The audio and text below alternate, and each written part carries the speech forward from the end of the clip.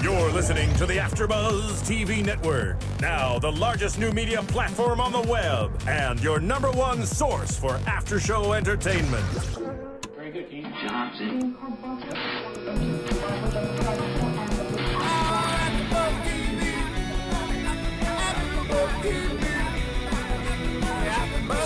From the AFTERBUZZ Studios in Los Angeles, California, presented by Maria Menounos and Bing.com, and streaming live thanks to Akamai Technologies, this is AFTERBUZZ TV's The Walking Dead After Show. We'll break down tonight's episode and get you all the latest news and gossip.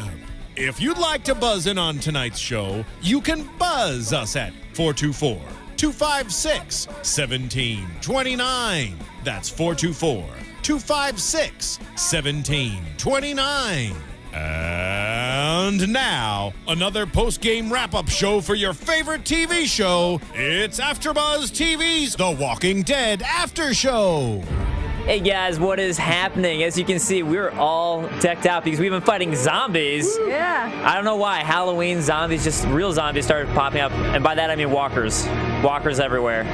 But guys, I am Dave Klein, and joining me across from me is Kristin Carole. Hey guys. Very pregnant over there. I am. 9 months, ready to pop. 9 months pregnant. Zombie baby. Yeah, hopefully it won't die inside and trying to eat his weight out. That might hurt. And across, or next to her, we've got Derrial Kristin. What's up, everybody? Also known as T-Dog. That's right. Ready to kill some zombies. And guys, once again, I am Dave Klein, or you can call me Daryl. Not to be confused with Derrial, but Daryl. I thought you were going to go as Daryl just for that reason. I think you do a better job at it than I do. It's because I'm blonde. It just works. It works. Exactly. And in the booth, we've got Steven. What up, Steven? How's it going, guys? There we go. All right. So, guys, I'm excited to talk about today's episode because Woodbury, we finally get a glimpse at Woodbury. But first, let's talk about the helicopter. And we get the introductory scene of the helicopter flying. And, you know, my first thought was, wow, they've got a budget on this show now. They've got a really good budget. Yeah. So we got the helicopter flying. They hit some turbulence. And I don't know if it was the turbulence, but it almost seems like the helicopter was shot or something like that. I could have swore I heard like a little bullet in the background, but maybe it was just the way the helicopter was falling down. It sounded like a bullet shot it afterwards. Yeah. But actually, before we get into this, I do have to mention that our very own Sir Richard Wentworth, who you may have heard from the intro just now, he's part of a band called the Unliving Dead, and they have a video about kind of inspired by The Walking Dead, and we're going to show you guys that right now. The exclusive. Right now.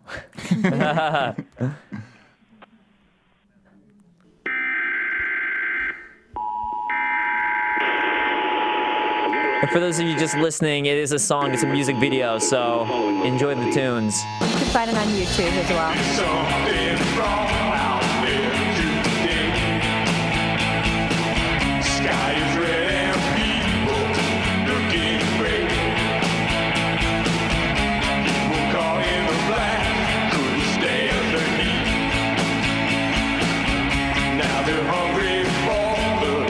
In the studio over here, Kristin is patting her pregnant baby stomp to the beat.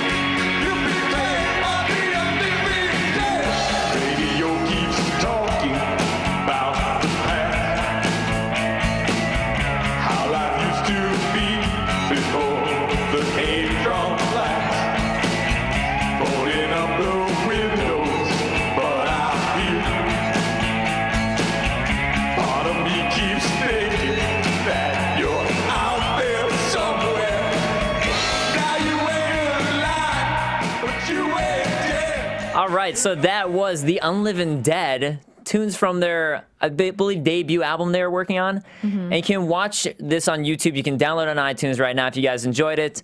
And it's by our own Sir Richard Wentworth. Kind of a song about a breakup going on, trouble in relationship paradise as a zombie outbreak is occurring, and how that would sort of go down. Hey, the way we're dressed today, we should be in the next video. And a round of applause. I know, with this dirt and everything I've got all over us, and the blood that you have on you. Oh, yeah. Machete, we're ready. I mean, and Kristin over there would be... I could just make it even more dramatic because she'd be pregnant. It would be...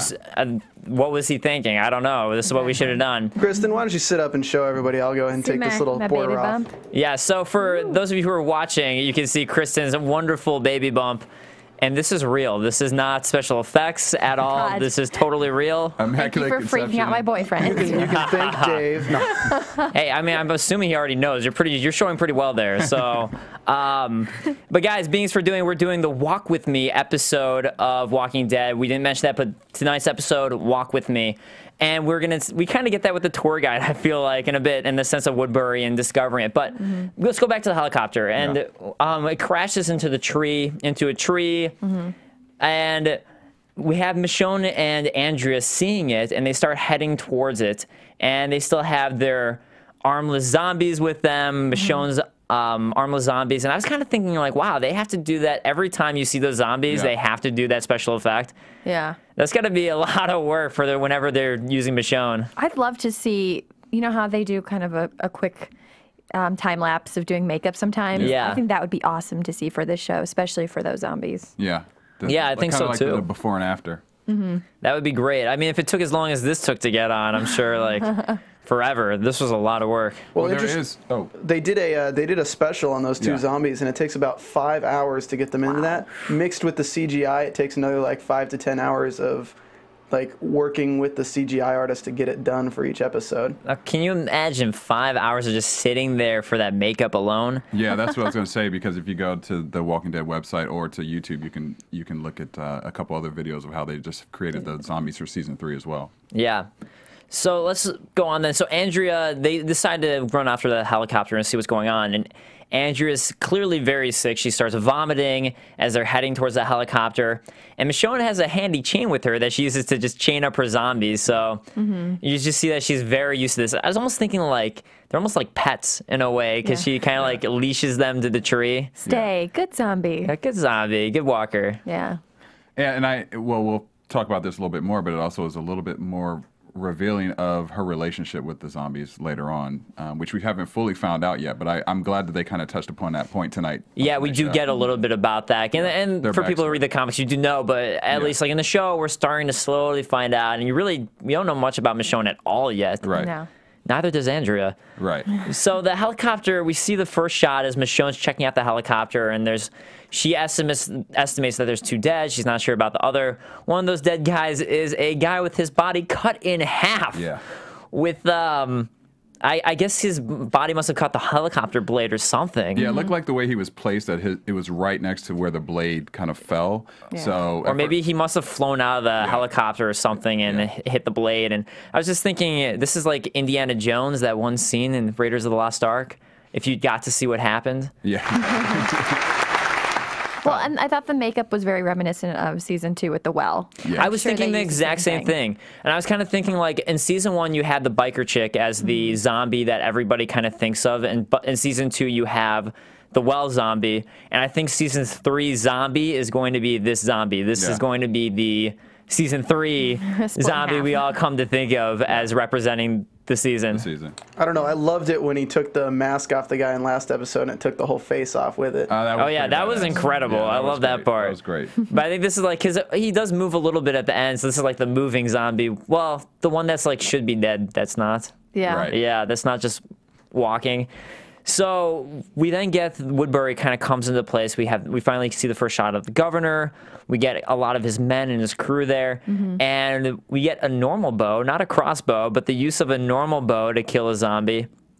And they're kind of taking everybody out just methodically. They're very used to it. They're checking for supplies, and they go ahead and take back the lone survivor. And meanwhile, Michonne and Andrea are kind of hiding out, and they don't want to be captured at this point, or at least spotted, and they're worried. And as they've come to find out, you can't really trust people too much in this world. Right. No, and it makes sense for them to check it out. And Michonne, you can just see it on her face. Yeah, she wore the entire episode. Yeah. Yeah, and I think, Derrial, you mentioned the zombies that she's keeping. They were making a lot of noise the whole time. I mean, that was my only slight problem with the scene. I mean, I love the scene overall, but when the governor and his crew were out looking around, you could hear the chains rumbling. Yeah. So when they're already going to be on alert to hear what's in the forest because they think they're walkers. So it just was, to me, it sounded really loud, and I didn't think there was any way that the governor's team could not have heard those chains. Yeah, like when they were looking off, I was just like, they were looking right in the direction. They clearly heard it. But maybe, I don't know, maybe it's like they killed all the zombies within like immediate attack range of them, and they're like, all right, well, we don't need to kill everything and waste ammo or waste anything. Right. Yeah. So maybe that's what they were thinking. It's like far away enough. It's not in our vision of sight, so let's just head out.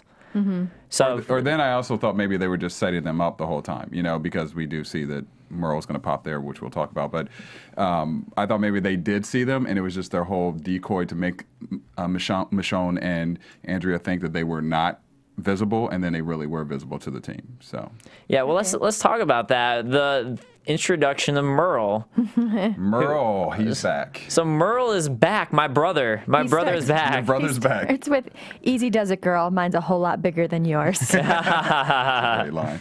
It was a great line. Although I don't know, the samurai blade was pretty big. Pretty big if we're looking at sizes. Yeah. Oh, snap. Especially compared to his knife thing. But we do get that great moment where as Merle's talking to them, a walker starts creeping up on him. And I was kind of expecting like, oh, maybe Michonne or someone's going to save him and then have a further conversation. Nope. As soon as he gets close, he just immediately shows off his brand new hand. Yeah. Knife hand. The knife hand, which I don't know if there's like Evil Dead fans out there, which I'm sure there are, they're listening to us, but there was a poster that used to be kind of for like Evil Dead where he had, I think it was either that type of hand garment on or it was like a chainsaw or something attached to his hand. It was very reminiscent of that to me. Like well, I think he had a chainsaw attached to his hand. Or no, he's holding a chainsaw. I'm trying to remember that poster. I haven't actually seen the Evil Dead, so. He's got a chainsaw attached to his hand, and he's got a boomstick in his other hand. In the other hand, yeah. It reminded me of that movie poster when I saw Merle. See, if I was him, I would have done Grindhouse and just put a machine gun on my hand. Yeah, you could do that. See, there you go. Yeah. Although I guess machine guns run out of ammo. You can never run out of ammo with a knife. It's true. And it's silent. And it's silent. You could put a silencer on it. That's true. Good point. You could put a silencer on it. But we do get Merle, and he's back. He's alive. He's kind of questioning a little bit, Andrea a little bit, and Andrea just passes out. Yeah. I thought that was hilarious. Like, don't you have a hug for your old pal Merle? And she just faints. And, too much. And actually, what we should mention too is before the scene, Michonne kills her zombies with no hesitation because they're making too much noise and just cuts their heads off. Yeah. To try and stop them from making noise. It was a nice clean cut too. Very nice clean cut. Very well done. Yeah. As we see later on when we get the examination. I do want to talk a little bit about the comic comparison for those of you who read the comics out there, which is that in the comics, this is totally different. We actually don't see any of the post-math of what happens with the helicopter crash in the comics. All we get is Rick is actually exploring it. Rick and crew, they're trying to check out that helicopter, and they get there after Woodbury's already taken the people away. So they're already too late, and they've kind of followed the tracks to Woodbury to see where the people were taken to.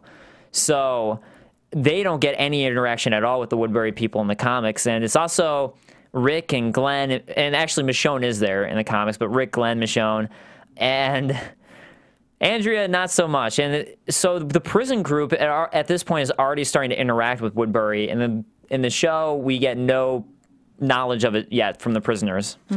So a big drastic change, I think. But I think it'll definitely create a lot of interesting tension. And I'm curious to see how the prisoners do find out now about Woodbury.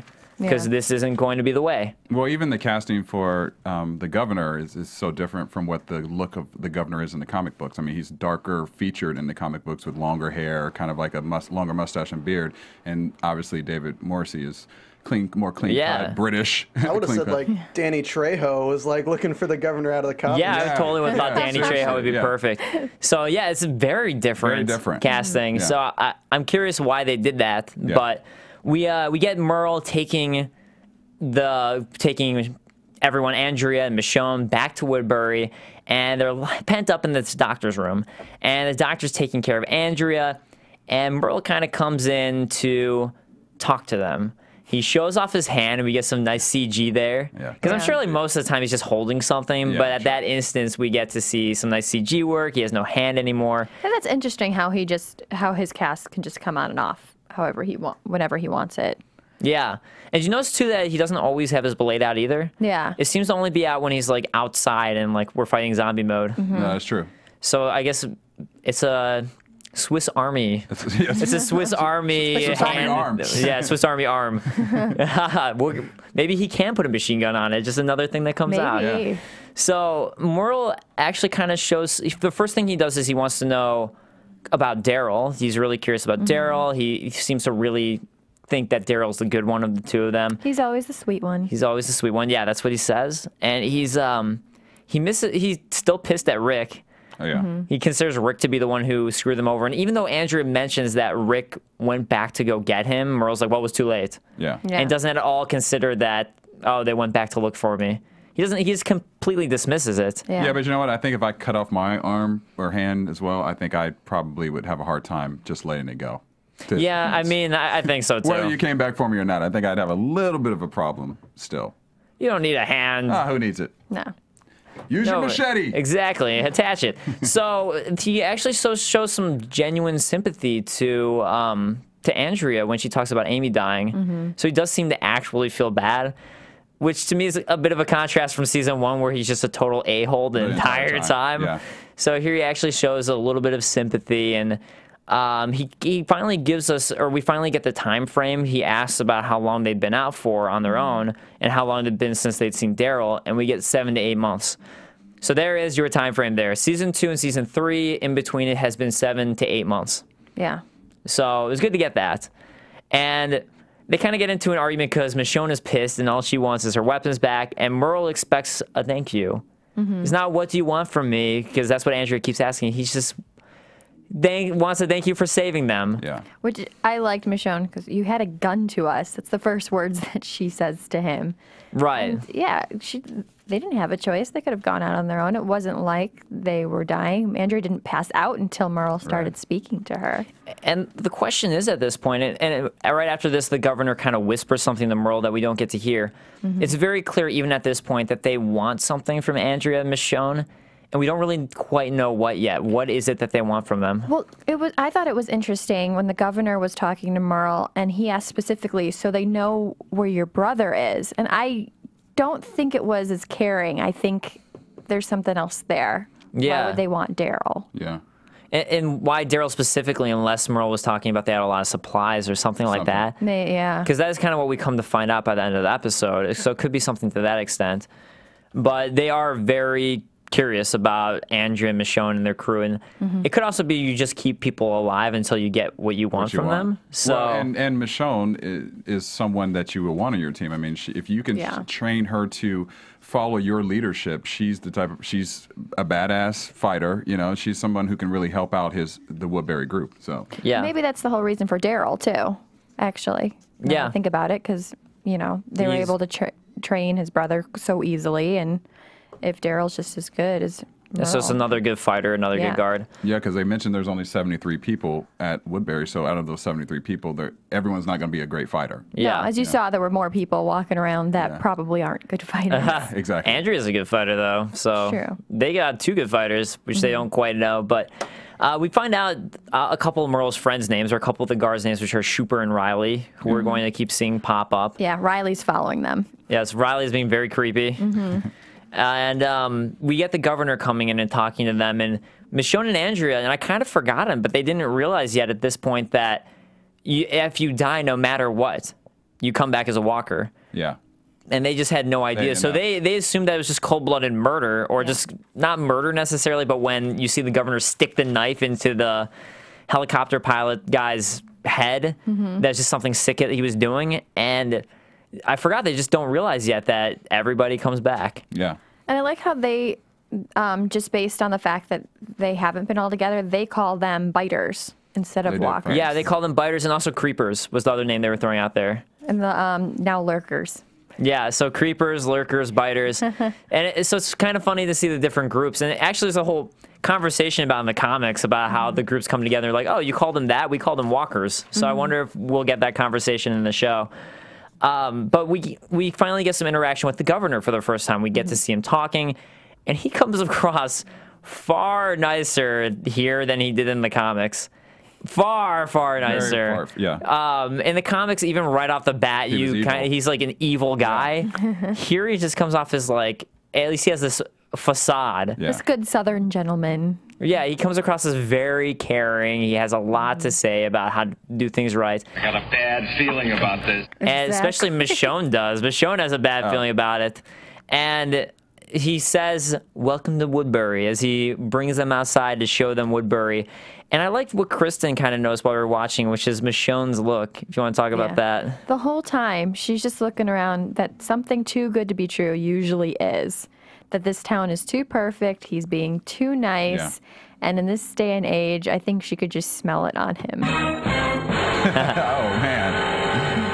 I hope I turned to the right camera there. So Andrea kind of has a surprise and look of awe, I felt like, was like her like, whoa, when she was kind of seeing it. She looked a little suspicious, but eventually gave in, and I told these guys, I think it's funny. You could tell she was starting to get a little attracted to him. Yeah, as you were saying. Definitely at the end. She likes the bad boys. She likes the bad boys. And also, I mean, Andrea, the difference between her and Michonne to me is that she's still, I still feel like she's overwhelmed with everything. You know? Yeah. And she's looking still for some type of civilization where I don't feel like Michonne really is. I feel like Michonne just is kind of, she's so guarded and just feels like she always has to be on guard, fight everybody, that she's never going to be settled at Woodbury. It almost seems like this is like her world. Yeah. She knows this world. She's used to it. It's her world. Yeah.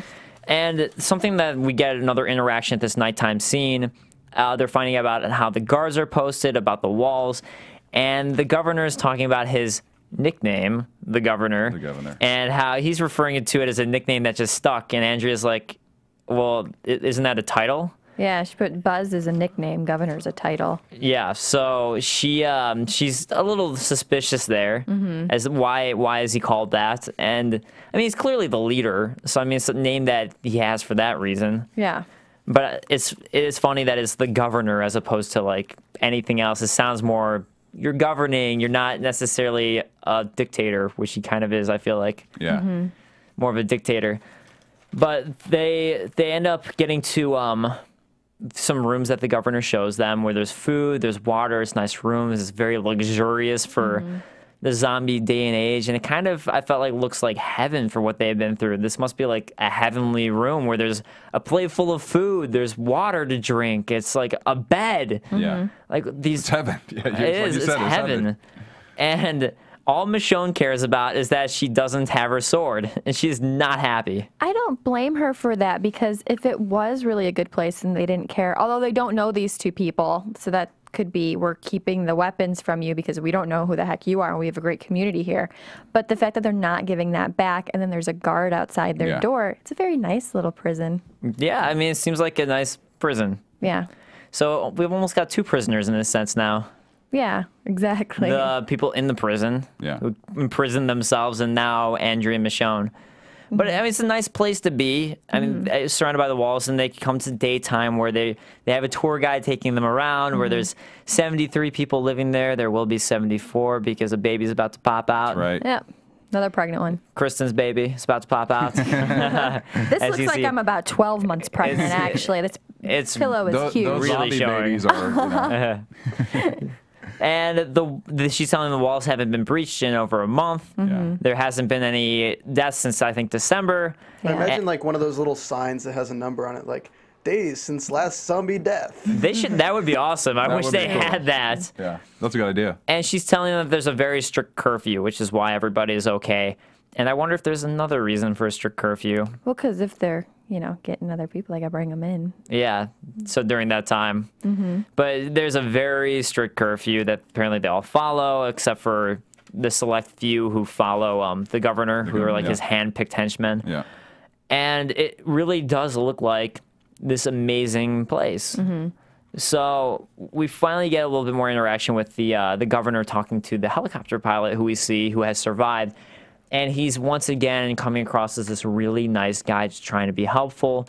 He's asking the helicopter pilot what happened, and he was stationed at a military outpost. Someone got bit, and all mayhem happened, so they just left and got in a helicopter, and they ended up crashing, but there's still other survivors. So the governor offers to help the other people, and he just comes across as a great guy. Well, and if you guys also, I'm not sure if you guys noticed, but they had this sentimental music going on in the background. Yeah. When he was talking to the pilot, Lieutenant Wells, and then right when he walked outside, the music kind of came up a little bit more, and he had this very, determined stance outside, like he was going to bring these guys back home, and I think that helped, definitely. So kudos to the composer for that. I mean, I have to wonder for people who haven't read the comics what they were thinking, because I'd read it, so I already knew about the governor's trickeries. But I wonder for people who haven't read it, what if it comes across as like, wow, they just found a great place. Michonne is being way too suspicious. So I wonder. Yeah, I mean, maybe. Oh, do we have the music? Is that the music in the background? Well, I mean, right now we're being very sentimental here as we talk about this. Yeah, I mean, to Michonne's defense, I mean, I would probably be a little bit weary too. Like, you've been living the way she has for the last 7 months. I feel like I should have a teardrop right now. You should have a teardrop right now. Maybe I should cut myself with my machete, and it's very hard to talk with this sentimental music over me.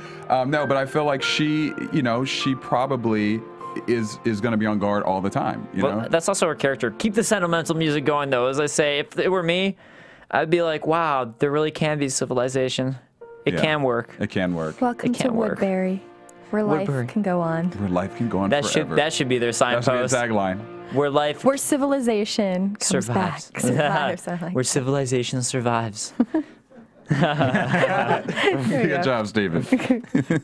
So I like this scene that we get afterwards, which is this laboratory where we meet Milton, and he's kind of showing them they've captured these zombies that Michonne had, and Milton's kind of dissected them and figured out that, hey, if you cut off their jaws, if you cut off their arms, they're very docile. They don't attack you. They won't try to eat you. They just starve to death very, very, very, very slowly. Yeah. That many varies. And they're repellents as well. Yeah, that they work as repellents, so which is kind of what we were talking about before. We had that conversation last week, I think. Yeah, for the show. That seemed like they were working as repellents, and that's what it worked as. It's a repellent, which is great. And we had a little talk with Merle, who's also there, where apparently the governor wants him to talk to Andrea and Michonne more about getting something from them. He's trying to figure out and get some information from them, which we still don't quite know what he's trying to figure out from them. Yeah. And Milton kind of questions using Merle, because Merle's like the hammer. Do you really need a hammer for this situation? Yeah. I like the character of Milton. He's like the funny scientist, He's like the mad funny scientist. He really is. You know what, though? In the next scene that we got, where they're all at dinner together, which I guess we can also transition to this way. Yeah. Or breakfast. Yeah, breakfast. Thank you. Where they're eating breakfast together. He came across to me as very creepy and very awkward. Very awkward at first, and he kind of had like creepy moments in the way that the actor chose to deliver the lines. Yeah. Not that the lines were necessarily creepy lines, but he would just deliver them in the most awkward, kind of like creepy way. Yeah. Of like, first he was awkward with the whole Michonne's, like noticing that those zombies must have been important to Michonne. Right. Kind of awkward in talking about that. Awkward in talking about referring to zombies as its. Yeah. And then just the way that he came across to the end of me was also a little creepy. But isn't that the definition of all mad, kind of freaky, funny scientists? They all kind of act that way. They're awkward, but not in Back to the Future. That's true. Not in Back to the Future. That's a good point. But maybe for him, he's being awkward with everything, because you have to imagine he knows a lot of what's going on with the governor and everything, how that town is actually being run, but he can't say anything. Yeah. So I gotta wonder if he's kind of dying to say something and thinks it's all kind of weird and not doing it. Yes, Back to the Future. Back to the Future music. Awesome. This podcast just got a whole lot better. I think it saved the podcast. All right. But we get this also, again, Andrea's suspicion. This is kind of what annoys me about Andrea, is this one line that she had where the governor's telling her it's hard to believe you survived for so long out there by yourself, or just so long out there. And she goes, because we're women. I'm like, Andrea, stop being such a giant bee. I'm sorry. And then he explains, no, because you guys were on your own, which is what I think anyone would think. But whatever, Andrea. I just don't like her very much. I'm sorry. I'll say it. I still don't. I like the line that the governor said when he's not going to let anyone compromise the safety of the Woodbury and destroy the community. He will die before he lets that happen. That was a good line. Yeah, and we also get, what is your secret? And he says, really big walls. Yeah. And she kind of pries into it, like that military outpost had big walls, that didn't work. And he says that the secret is what goes on inside the walls. And what is going on inside the walls, we still don't really know. Yeah, no. There's got to be a lot of things that we don't know that's going on. So, I mean, you do wonder, though, with this. It seems like big walls and guns would work. So it does make me wonder, like, why didn't that work, just having big walls and guns? Yeah. I mean, as long as you can grow crops and food. Well, the pilot explained to the governor how that all happened, too, is everything was okay in his town. And they don't know how one of the guys got bit, and then he went crazy, and then other people got bit. And you just don't know how that all happens if somebody ventures outside of those walls. Yeah. I mean, people are curious. They're not going to necessarily stay in one place. That's true. We've seen a lot of things. So somebody could run out there and run back in just like, oh, I did it, I'm okay. Yeah. And you see how when other people get bitten, they're all like, well, this isn't going to happen to me. I feel fine. I'm not going to turn into a zombie. Yeah. You could have somebody like that. I think the governor keeps them in a very manipulative, sort of charming way, as we see a little bit later. Yeah. It was almost cultish, like. You know what I'm wondering, too, with what you're saying? I wonder if, like, a place like this, you'd end up getting games. It's like kids like to play games. I'm sure teenagers would have, like, chicken, where you go run outside the wall. Go bring, go kill a zombie and bring it back. Or, like, how long can you stay outside of the wall like, before you get scared and come back? I could see games like that forming. Oh, yeah, definitely. So that's some, like, I'd be fun if they actually start talking about stuff like that. I feel like that's what's going to happen. But prediction. But back to this whole scene, I like what the governor was saying about you reap what you sow.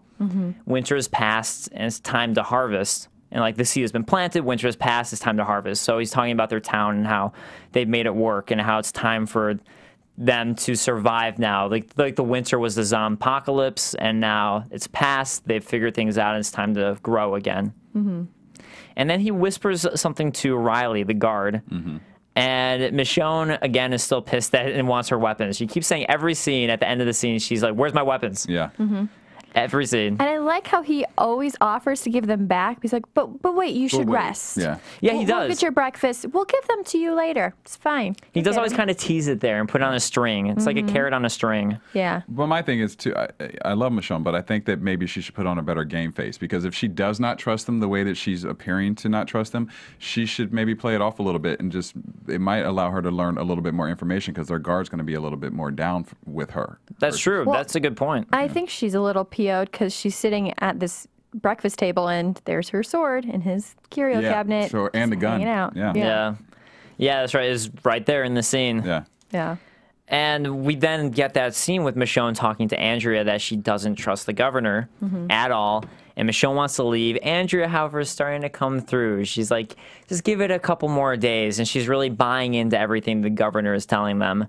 And then she mentions, and we find out that Andrea hardly knows anything about Michonne herself. It's been 7 to 8 months, and she still doesn't know anything about them. And Michonne is just totally closed off, totally cool with it, thinks it's fine. Why? Fine, whatever. You don't need to know anything about me. Yeah. And she even talks about the walkers that they had with her. Yeah. And wants to know, you kept them with us all winter, and, what's the deal with that, basically. And within that scene, that was the first time we actually saw a little bit of emotion from Michonne, as far outside of just being so hardcore. She teared up a little bit in that scene, and we saw a different side of her. We saw a softer side of her in that scene. Yeah, she's very short with it, short about everything. When they mention any mention of who those people were before, she's like, I had no trouble killing them. Yeah. Like, just don't talk about it. She puts on that facade as if it doesn't bother her, but clearly it does because she's so short about it. Yeah. And we get, once again, Riley being a creepster and watching them. Yeah. Yeah. And before we go on to the discovery about the governor, I do want to mention, guys, that we would love your feedback in any way possible, whether that be going on iTunes, YouTube, commenting, rate us. Positive or negative is fine. We just want your feedback. We love hearing from you guys, whatever you want to say. And if you come to AfterBuzzTV.com at 9 p.m., you can also chat with us live at the AfterBuzz chat room and watch us live. We'll try and read and see your comments and try and interact with you guys, and we love getting that. And we also have plenty of other AfterBuzz shows that you guys could check out. Kristin, Derrial, and I all do the Revolution after show, which we'll be doing tomorrow after a 2-week hiatus. There's Once Upon a Time is going on, Revenge, 666 Park Avenue, which Derrial usually does. Yes. Usually. When I can make it from Walking Dead. From Walking Dead, because Walking Dead is right beforehand, and Walking Dead is so good. So, guys, tons of great after shows that you should definitely check out. Now, let's jump on to, with this music, this perfect music, the military outpost. We get the governor waving a white flag as he's driving to the military outpost to show, like, hey, I have a white flag, don't shoot me. And he comes to talk to them and tells them about Lieutenant Wells, which is the guy who survived the helicopter crash, the helicopter pilot, or the helicopter rider. I don't know if he was the pilot specifically. Was he? I believe so. So he is Lieutenant Wells, and he's kind of using them like, hey, I have Lieutenant Wells here. I came to the outpost because he told me to come find you guys and help you. I have this town. Ba-bam! And just shoots them. He helped us find you. Yeah, so he just straight out shoots them. He's got Merle and his other henchmen there shooting from the trees in the distance where they couldn't be seen and just murdering everybody there. And we get from this scene, it seems like the reason they're doing it here is for the supplies. Yeah. So they're taking all the supplies that they have. So that is a whole lot of, like, I guess, he comes back later and it's like medicine, food. I mean, army tanks, weapons. Weapons and everything. Yeah. So I don't know exactly how much they have, but apparently it's enough to justify murdering all of them. Well, and the pilot, or Lieutenant Wells also told him that they had taken everything that they could. So I think that's another reason. Yeah. They must have had medical supplies and all of that. Yeah. At the base, and then they took, you know, as much as they could carry, and they said they were having trouble on the highway, and that's when he took the helicopter up. And this is where we get the true dark side of the governor, and he comes back to the town, and we get this, really, we get to see his facade that he's been putting on, and everybody in the town just buys what he says and eats it up, which is that he went to a military outpost. Unfortunately, they don't have our walls. Right. They didn't survive. The walkers, the biters got the men. He says biters at that point. The biters got the men before they got there, before we got there. Yeah. And they don't have our walls, but we should thank them for their sacrifice, because we now got to have all their food and their supplies and their medicine and their weapons. And he just puts on this facade as like he's this guy who heroically went out to try and save them, but didn't work out. So now he's using it to help the town out. I loved his the speech that they wrote for him, because it did come off so nice. And then at the end he goes, "You should think about how lucky you are to have, you know, what you have here." And I think that's definitely keeping a lot of people at bay, because they're all scared to leave. They're scared. Yeah. They're scared. They don't know how to survive. And that's where I was mentioning before, it reminded me of like a cult or like a religious leader. You know, Yeah. that's what it's That's true. That is a good point. And I gotta wonder if every so often maybe they don't make sure a walker kind of comes by, just to get them to stay in a little bit. You know what? Keep everyone in control. Yeah. Oh yeah, you know, that's a good point. Yeah. I think that's a good prediction. Yeah. Maybe we will see that, just to be able to like, see, we helped you out, we're keeping you safe. You know what I was kind of thinking is that it almost worked. I wish we kind of hadn't seen that scene with the military outpost and him straight up murdering people, because it would kind of keep that element of mystery alive of what happened to them if we just got the scene of them coming back, like giving this grandiose speech. Because if we hadn't seen that scene, that speech we'd almost buy that speech if we hadn't seen that scene of like, So they didn't survive? Like, what happened? Well, Andrea bought that speech quite well. Oh, yeah, she ate it up. Yeah. But Andrea buys speeches very well regardless. Even with Rick's group, she's ready to be on board very quickly. Yeah. But what was up with the military guy who got shot and ran off, but he runs, instead of hiding when the governor's at the camp, he runs right into the line of fire again to be shot. He had really, really good training there. Yeah, it was really excellent military training. I want to know where he was trained. Great military training. Yeah. Yeah, like, wouldn't you think, like, okay, hide out or something? These guys have guns. Yeah. And especially they're used to shooting walkers. Like, they're not going to see someone running away. Exactly. Yeah. Yeah, not the brightest cookie. Yeah. So I don't know how he survived the zombie outburst that got into the military outpost. That is the real question. Maybe that was why. He was like, it worked with the zombies. I ran away, so maybe it'll work now against people. That must be it. So let's talk about Andrea. And you were saying, like, she just totally eats up everything the governor says and immediately goes and tells him that she wants to help out. She's on board. And she wants to know his real name. Mm-hmm. And the governor tells her that he will never tell her, never say his real name. And she says, never say never. Because she's assuming that he's probably Justin Bieber. Yeah. Never say never. Exactly. So she assumes that he's Justin Bieber, but he just responds, never. So will we get his real name at some point? I don't know, but... Well, we know what it is from the comic book. Right, so but... I'm sure we'll eventually get it on the show. Yeah. Why would they make such a point out of that? I agree. Yeah. I think we'll learn his name when more people learn his true nature. Yeah, that's a good point. And it will relate to his true nature. So the governor's the facade, and then the true nature is his real name. Which, let's then talk about his true nature, which we see right afterwards. And sorry, Andrea, he kind of already has a lady there. Yeah. Yeah, it was the tour guide from earlier who introduced Michonne and Andrea to the camp, correct? It was it was that tour guide is in bed. I bet she talked to the governor about that dead person. You remember she said, I'll speak to the governor about what Andrea saw. Yeah. And so I'll make sure to have a private meeting with him about that. A very private meeting. Very, very, very private. And we get, afterwards, he goes with his key we see a picture frame of his family. The tour guide is not his wife. Nope. No. And he has a kid. And I wonder, for the comic readers, if we're going to see anything relating to this family portrait. But he goes into this room, where he uses the key, opens the door. It's like a secret, kind of creepy locked room. With like one chair in it. Almost like a weird S&M room. Yeah, it kind of is. It kind of is. I'm sorry, I'm just putting it out there. Also weirdly relates to the comics. You're making a lot of transitions there too, or a lot of crossovers. Yes. And he just sits there with a drink, watching as we hear bubbling noises. And what are those bubbling noises, other than fish tanks with heads in them? With zombie heads. Oh my God. Yeah. And creepiest, awesome thing is we see Michonne's zombies. Yeah. The two zombies' heads are in there. Yep. And then we see the pilot survivor's head in there. Sorry, Lieutenant Wells. With Lieutenant the eyeballs Wells moving. His eyes move. Slowly. That was creepy. Which was awesome. It's really subtle. I actually missed it the first time we rewound to watch it again because it's a really subtle movement, but that was cool to see because as we found out, you have to kill them through their brain. Yeah. There's just their heads chopped off. They're not going to die. Yeah. So you also have to wonder that with Michonne zombies, if they're truly, truly dead, even though we see them in the operating room table because she sliced off their heads, but not through the brain. Yeah. Although not like they can do anything without a jaw. But I was thinking, like, are these like trophies that he has? But he didn't necessarily do anything with Michonne's zombie heads. No. But it almost comes across as a trophy with the survivor pilot guy in a sense.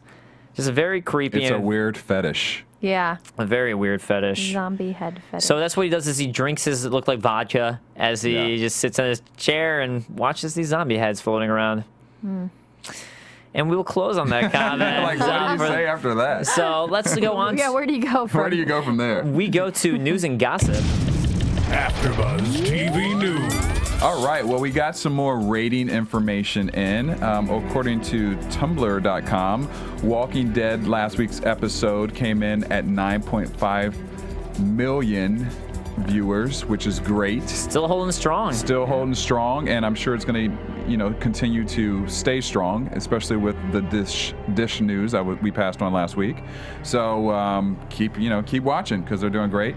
Also, there was an article that David Morrissey was interviewed about. It was on digitalspy.com, and the article was entitled "David Morrissey on Walking Dead. There are big surprises," and he basically just gives a little bit of sneak preview of what's going to happen for the governor. He says it will be interesting to see how the governor lands with fans. As I said, quote from him, "What's interesting for me is exploring the ground before he arrived in the comic book."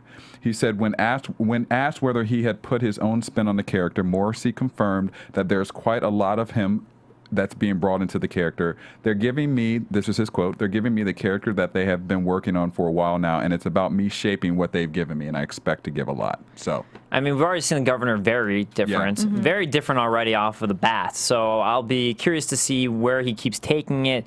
And I think he's doing a good job playing this counter role where he's like comes across as this great guy, but you kind of get that something's not quite right with him.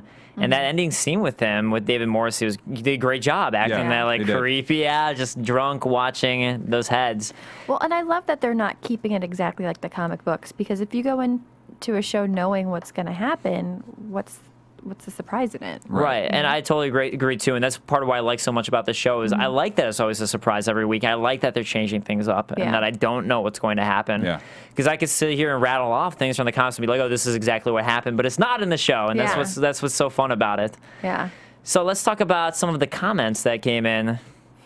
So we want to thank on YouTube Smitty Blue 21, Raptos, Mew Jewel 31, Beating Heart Baby 21, Ruhu Chaos 1312, Jackhammer 23, Jalad Wino, Don Rains, Bobo, and Rob Chapman. Thank you guys so much for commenting on YouTube. And Meow Jewel 31 was telling me, because I couldn't remember at the time what Axel's catchphrase is. She's reminded me that Axel from last week, the prisoner who survived, in the comics he has a catchphrase, "You follow me." Yeah. After every single sentence, he always says, "You follow me." You follow me?